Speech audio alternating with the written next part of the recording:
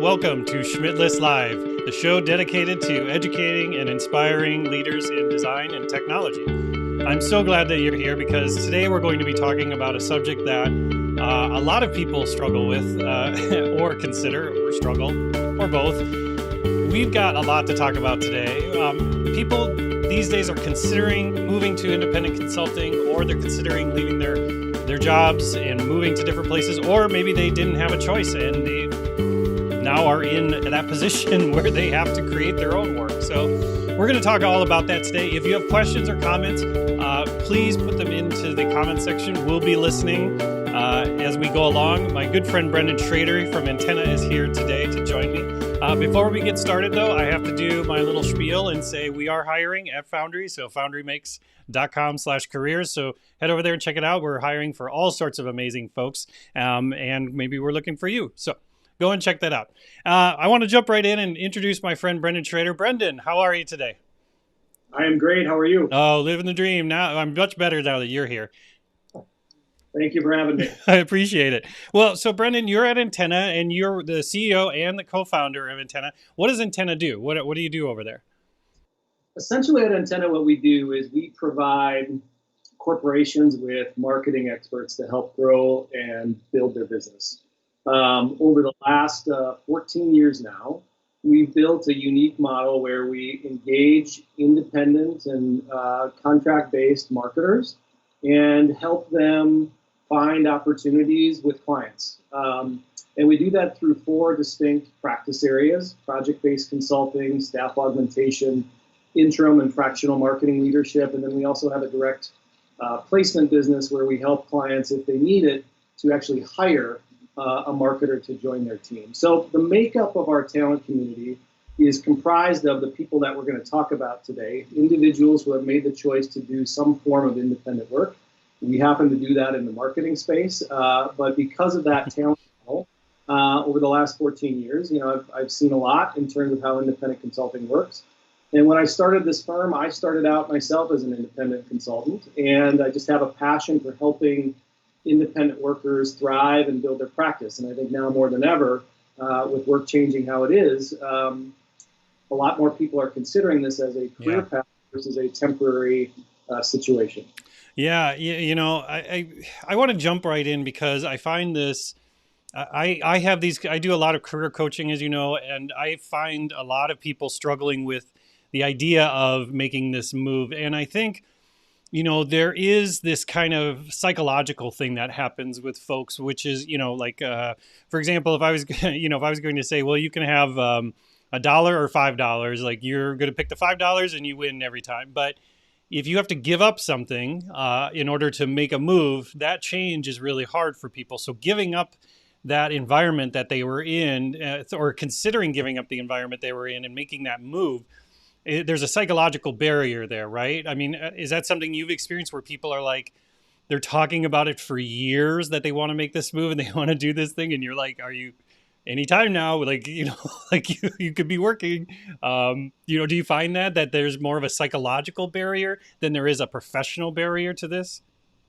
I think there is a psychological barrier. I mean, I think the reality is, if you're going to strike out on your own as an independent consultant or an independent worker, there's a lot of risk, right? We have been trained throughout our lives and career to go and work for a company, and with that comes sometimes stability. It can feel like stability, although you could argue that it's not incredibly stable, but there's stability there. There's health insurance benefits. There's things that we're used to. And when you consider striking out on your own, you have to think about it like you're going to build your own business. You have to have a little bit of an entrepreneurial mindset, and you have to have a certain risk tolerance to do that, because it's very different than living inside a more of a corporate career. And I think those are the things that people need to think about in terms of, are they ready for that type of change? Right. Because you have to have that mindset if you want to start out and be successful as an independent consultant. Well, and that's the thing, like you said, there is, as we get older, our lives are more constrained, right? Children, older parents, houses, mortgages, all these different things. So we feel more constrained. And I feel like I mean, that's why you get that term midlife crisis or midlife malaise, right? Because all of a sudden, you've worked so hard to get all the things that you were told that would make you successful, and now you feel much more constrained, right? So you see people doing all sorts of crazy things, and one of those things, like I said, is deciding, well, maybe I can take my expertise elsewhere, right? Another barrier that I see people talking about, because again, you said entrepreneurial spirit, and when I have that conversation with folks, a lot of times it translates into, well, I don't want to do sales, right? I don't, where am I going to get my first client? How am I going to get clients? All of that seems to be a barrier for folks. Do you find that as well? 100%. And so the first thing I'd say about your comment about sales, which is spot on, is the number one thing I think people are not ready for when they make the leap to independent work is you have to get comfortable with sales and business development. It is inevitably going to be a portion of the work that you have to do because you have to fill that pipeline. You no longer have behind you, if you're in a corporation, someone else selling your product. You have to sell that for yourself. And I'd say that is something that I don't think people are thinking enough about when they make the leap, right? Because you have to go out and build a sales mindset, and you'll probably spend, to be honest, maybe anywhere from 40 to 50% of your time selling, and the other half of that time actually doing the work that you love. Right. It's just the nature of the beast. Now, there are ways if you don't love sales, Who does? as a lot of people don't. And even in our world, like a lot of marketers are awesome marketers. They just don't love being salespeople. And that's fine, but then you have to figure out a way to build your practice through others that are going to do the sales for you. So, for example, two of the major groups of kind of entities where you can source work and projects are third-party firms like ours that have a sales and business development team that is out there bringing in projects and essentially giving them to you and working under our umbrella. Or you can work with a lot of talent platforms, which I'm sure many people on this video and call have seen, anything from Upwork to more kind of professional higher end talent platforms that'll allow clients in and you to pitch yourself through that platform. But both of those mechanisms are a way for you to source projects and source work and gain revenue if indeed the sales thing is not right for you. But even with those two options, I would still argue that individuals have to get comfortable with sales. Otherwise, I think the likelihood of being successful long term goes down because it becomes such a critical component to filling your pipeline and your revenue stream. Yeah, in some of the folks that I know that have made the transition, and you yourself included, I mean, they were able to leverage current employers, right, to kind of get that first client, right? So they position themselves in the organization over a sort of period of time, maybe with their boss or their great grand boss or whoever it might be, and they understand their value, and they talk openly and honest with them about kind of this transition they're going to make, and they'd love to work with them. And but you can sometimes leverage that, right? In certain organizations, right? Absolutely. I mean, you both of us have seen this, and it happened to me to some degree. When I launched out, the first person I engaged was someone who was familiar with my background skill sets and had a need to continue to use me as a consultant and contractor. And it can be a really great way to leap into the world of independent work and independent consulting. That being said, what to watch out for is that assignment will end, right? And you have to be ready for what this world looks like to sustain yourself as an independent worker. That can be a bridge strategy, or it can be a strategy to ignite your practice. But inevitably, those situations end or kind of ramp down. You have to be ready for what it takes to build a business, essentially a practice around that starting point, instead of thinking that, I got my first gig, I can stop worrying now. Right. That's the time to start worrying, right? A little bit, yeah. So then, if I'm considering this, I mean, what are some of the things that you coach people, Brendon, around? Okay, so you've told me you're considering this move, right? And so we've talked about a couple of those things. Make sure that you understand kind of the area you're getting into. But what are other things that people maybe are not thinking about or maybe they don't know until it's too late. I mean, or, I hate to sound negative, but until the opportunity arises. I think when people think about making the leap to independent work, they immediately think about their skill sets and the expertise they have. And that is a critical component to being successful. But I would argue that you have to actually back up from that point. The first move that I recommend people is do the hard work of understanding yourself. And what I mean by that is, what is your DNA? How are you wired? What project, what work ignites you? What type of work do you dislike or takes energy away from you? What are your strengths? And really diving into that work, because you're going to find out quickly, or you're going to validate some pieces in there about, let's just say, go back to the sales conversation. You may know that you're just not good at sales. Maybe you're an introvert. Maybe you don't enjoy networking. Maybe you don't enjoy selling. Some of that comes out of that hard work, and you start to understand some of the barriers you might face later. And those barriers are not something you can't overcome, but you start to plan your practice around some of those things because you've done the hard work to understand yourself, the type of work you want to do, what excites you, and just what some natural things about your personality. The Right. second thing that I tell people is, in addition to that hard work, you really have to think up front about a kind of financial kind of security net, Right. right? Anytime you're going to make this leap and build a practice, if you're lucky, you move out the gate, like you mentioned earlier. Maybe you have a current client to get started. But the reality is there is going to be ebbs and flows of revenue. And if you're making this leap mid-career, no doubt you have family, you have mortgages, you have healthcare to worry about, and being willing to kind of build a financial plan to start will allow you to take that stress away when you do go through, inevitably, some ebbs and flows of revenue during your time on building the practice. So, like, those two pieces up front, I think, are important. And then obviously the expertise and skill set, right, that you have. Right. You have to And always be growing in your skill set, right? you have to be growing, but more importantly, trying to do some upfront work to understand, does the market want what I'm selling? And what does that market look like? So, for example, if I'm a marketing expert, what am I going to focus on selling? Do I want to do consulting work? Do I want to do on site contract work? Do I want to do interim leadership work? Do I want to do all of those? But start to talk to the market and understand what the buying patterns are inside the companies you're hoping to target with your services. So you have a good sense of, how am I going to go about building revenue in this practice before you even get started?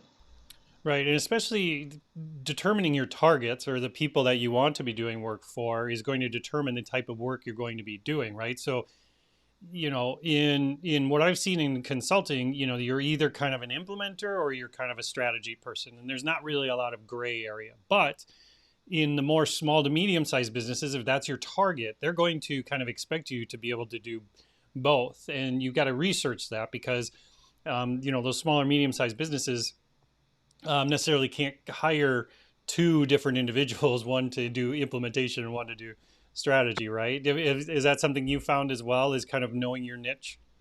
Yep. And again, I think that some of that gets back to the earlier conversation about understanding yourself. I meet consultants all the time. Some are very comfortable with doing strategy and execution work. Others say, you know what, I've done the execution work as a part of my career. I don't want to do that anymore. I just want to work on strategy projects. And again, there's not a right or wrong answer, but you have to know that, because to your point, your target audience might have the expectation and want to buy services that's going to include both of them. And the last thing you want to do is get in the middle of a project and understand, well, in addition to building out the strategy, we're going to need you to create the PowerPoint decks to build this out with our team. And if you don't want to do that work because you don't enjoy it, it doesn't fill you up, you'll complete the project, but Yeah. you start to have opportunity costs about what are the things you could be doing that make you happy. And I'm going to argue that the work probably suffers when you start doing work that you really don't enjoy, because you're just not happy with that work. So I think it's understanding a little bit about, again, the type of work and the type of practice that you want to build going forward. Right. Well, then, let's talk about, in today's times with the COVID stuff going on. One thing I've seen from people is that they're not shy about bringing in consultants and things. I don't think it's changed as much, but I do feel like there's another level of trust that needs to be established. People are a lot less risk adverse these days. So taking on somebody who maybe hasn't done exactly the job that they need done, right? It doesn't have 100 examples of it or things like that. I feel like a year or 2 years ago, people were a bit more lenient to be like, well, they've got all these other skills that, look, I can make the leap pretty quickly that they can be effective in this area. But I feel like today I'm seeing a lot more of folks being a little less trusting of saying, well, unless I can see that you've actually done this exact thing, I don't know if I want to bring you in. How have you seen the COVID times changing for the independent consultant? Well, I think, yeah, to address the topic that you mentioned, I think what's happened as the gig economy has continued to evolve, and especially when I'm going to talk about the professional gig economy, the white collar kind of worker side of the gig economy, as it's grown over time, pandemic or not, I think companies are understanding inside that they have more options and access to more specialized talent than they did early on. Because more and more professionals are diving into this and providing very specific expertise. And so I think they're being more picky, and they should be because there's more opportunity out there. And so if they're risk averse, I just think they understand the complexities more so than they did before about this gig economy talent community and understand they can go out and find that expert. And if you talk about the pandemic now more than ever, accessing talent that's not just in our local market is very possible now in ways that it was probably possible before, but people were not as comfortable with that. Now we're on Zoom or Skype. Your consultant that has the exact industry expertise you need has done this work before with 3 other companies in other parts of the world, and they live in New Hampshire. I can engage them if I can find them and probably set up the project. Before this happened, I think people were less likely to do that and they wanted more face-to-face interaction. So Right. I think the pandemic really is going to make the gig economy and the professional gig economy more competitive because people are going to be more comfortable moving outside of the market they're in and accessing talent in different ways. And what that translates to for consultants or independents is you got to get very good with your Very story granular, right? and understand where you provide the most value. That doesn't mean you can't do multiple things, but understand what's the thing that you are the expert on that you want to drive forward. If there's other pieces of your experience that you can provide, that's also important. But clients are going to want to know quickly, how can you make an impact? And you got to get very clear about what your story is, what your value is, and what your expertise is to make sure that they understand that if the gig economy becomes more competitive. Well, and I mean, I've seen the statistic over and over again is that 85% of people are disengaged at work or unhappy at work, and I don't know how much. I know they're doing studies now on how the Zoom sort of thing has changed that for folks. Right? But I always thought to myself, like, what a world it would be if 85% of people were engaged with their work. I mean, I think it would be a whole different world. I mean, you've seen people move to independent consulting and then maybe move back into jobs and in and out and different things. I mean, what are the real benefits you found, personally and professionally in making that move? Like, what have you seen? Has it been life changing for people? Has it just been kind of a lateral move? What have you seen?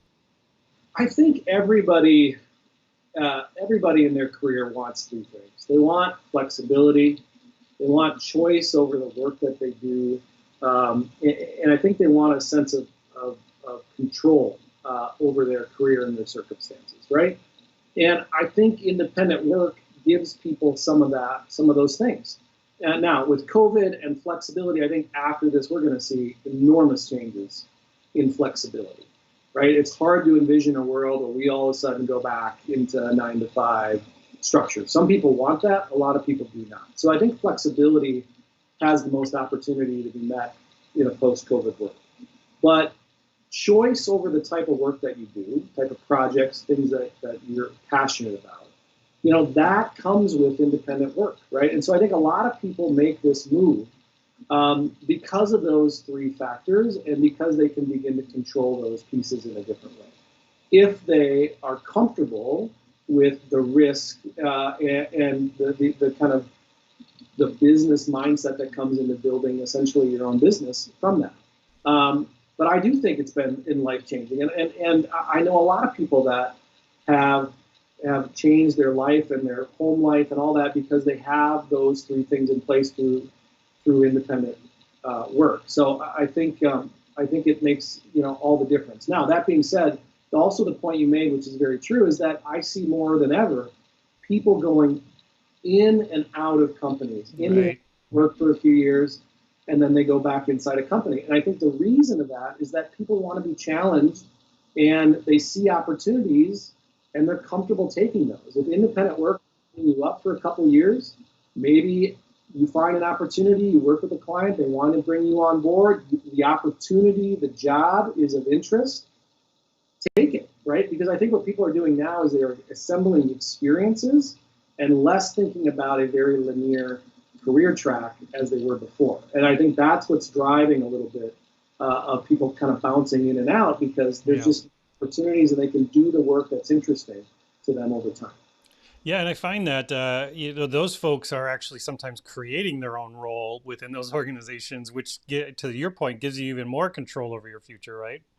Right. That's right. And a lot, just think about it. If you're inside of a company, they know you, you're serving in a consulting capacity or a contract worker, you've gotten the opportunity to test each other out a little bit. And if an opportunity comes available as a headcount, because that's what they need, and it gives you the ability to challenge yourself further, take a career step, you might take that. And I don't think anybody has the idea that if they take that job, they're going to be there for more than 2 to 3 because I think that mindset's over. And so you see people going back into the gig economy or taking other opportunities after that, after they've kind of grabbed those experiences. Makes sense. Okay, so we're getting close to time here, but I wanted to talk a little bit more tactically. So you had mentioned kind of the steps into making this move or the consideration around this move. So, like you said, number one, know what you want to do, right? You have to have a good idea of and what your strengths are, right? Right? What are some ways that you found that I can do that? Should I use Strengths Finder, Myers Briggs? I mean, there's all these off the shelf things that tell me who I am. Brendon, what should I be doing?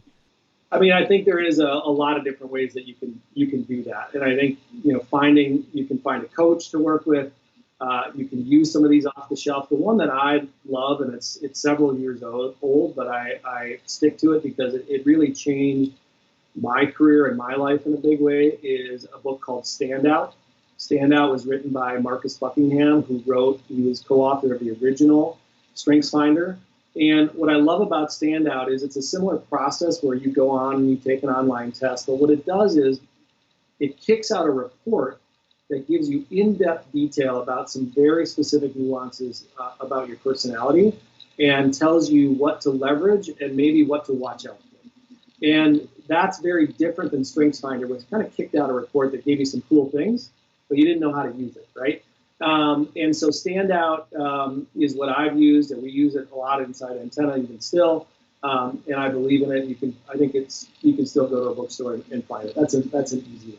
But any one of those things that can dial in, Myers-Briggs is fine, but you got to dial into real specifics in terms of asking yourself some hard questions and diagnosing what things about your personality, again, do you want to double down on, and what things do you need to be cautious of, both in your career but also for independent work.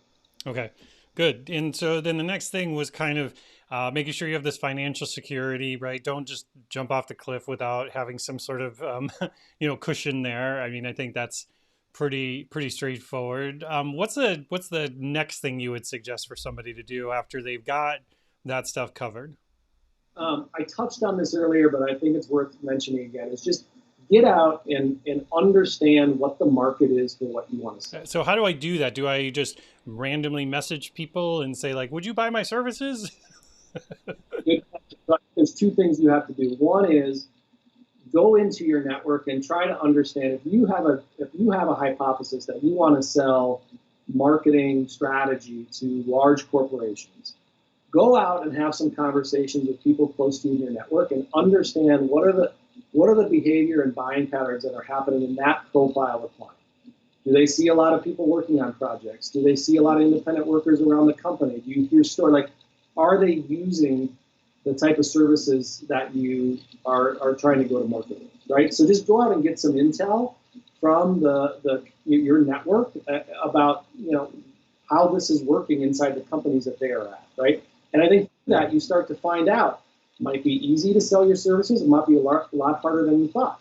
But you start to learn what the consumption patterns are inside those organizations. So that's one. And then secondly, go out and have conversations with other independent consultants or independent workers that are doing something similar to what you're doing. Learn from them. Hear their stories about how they built their practice. I'm not asking you to go out there and try to get any special secrets, but this community of independent workers is really tight, and everybody wants to help each other succeed. And so, again, in your network, find out who's done this or doing something similar, and just understand how they built their practice and what they do different. And if you think about those two sources of information, you're going to get a lot of content information that helps you think about, how do I want to build my practice going Right. forward. That's smart. Yeah, I think, like you said, understanding what other people are doing, not necessarily to copy them, but you can definitely take pieces away that feel like a good fit for you, especially because you've done that upfront work, like you just mentioned, right? You've done that upfront work to understand this is what my value is. This is the type of work I want to be doing. You can see what other people maybe in that space are doing and try it on and see if it, if it fits and if it feels good. And if those are things that you can bring into the way that you do your practice to make it more mature and make it more robust, right? Absolutely. Cool. So, Brendan, one last question before we take off. If I'm interested in this, but maybe I don't want the sales side of things, and I do want to work with maybe like a company like Antenna. I do want to kind of have a little bit more security.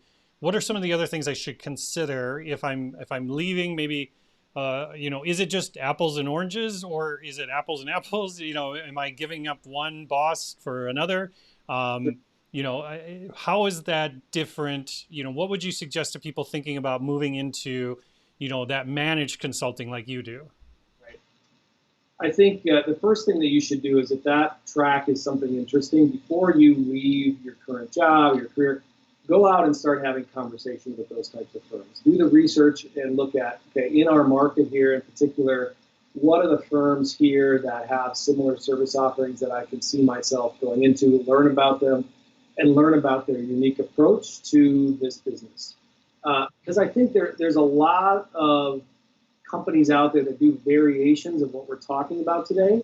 Some are incredibly transactional, and some are incredibly relationship based. And I think what the differences between those two are, those transactional organizations are just going to put people out on assignments, and that's their job. There's not going to be a lot of coaching or oversight or client management, or a lot of pieces of business are just not going to happen, because their sole purpose is to go out and, to some degree, put butts in seats, right? On Right. the other Sure. side of the equation, it's about building a relationship and a talent community, and I'm going to put ourselves in that camp where, come in and meet and understand how we do this business, understand how our client team is involved with you through the start of the project to the end, understand all the back end operations that we manage for you in terms of invoicing and payroll and payment systems and things like that, and understand what our approach is to help you find work in general, but also work after other assignments. But those types of kind of cultural and philosophical approaches to this business become critical for you to decide, who do you want to tie your wagon to if you want to build this practice. And the other thing I'd say just quickly is, in this gig economy, like, no one has a corner on certain opportunities, right? You're going to want to probably engage with multiple organizations to help your pipeline. I'll say this about our firm: we are not a good resource to fill someone's pipeline 65 days a year throughout several years. That's not the nature of the business model. But you want to know who you want to align with over time, that has a philosophy on this business that's probably similar to yours. Makes sense. Well, Brendan, I want to thank you so much for joining me. Over the years, I've learned so much from our friendship. So I appreciate you taking the time. I know you're busy these days, and if I want to find out more about Antenna and the work that you do, where's a great place to check you out? Yep. I mean, you can visit our website, which is simply antennaconsulting.com. In addition, I post a lot about these types of resources, this conversation, mostly through my LinkedIn platform. So you can jump on LinkedIn, find me, reach out to connect, or simply follow me there. And I'll continue to put out insights and work related to how to be successful as an independent worker. That's awesome. Well, like I said, Brendon, I thank you so much. It's always a pleasure for our conversations. Thank you for joining me. Thank you, and keep up the good work with this. Thanks. I appreciate it. Okay, folks, before we take off, I just need to do one last little pitch. Obviously, we are hiring at foundry.com. Foundrymakes.com/careers. Check it out. And if you like the show, please take a moment to hit a thumbs up button and do the whole subscribing and thing, because that's what the algorithm demands. We've got a lot more shows coming up. We're going to be talking about everything from what's it like to be a new manager to managing during remote work. Maybe people who have had to make the switch. We're going to be talking about a lot of different subjects coming up. So make sure you hit subscribe and check out the work that we're doing. I really appreciate you taking the time to be here. It means a lot to me, and I'm having such a fun time, interacting with you. So I appreciate it. Have a great rest of your week. We'll talk again soon.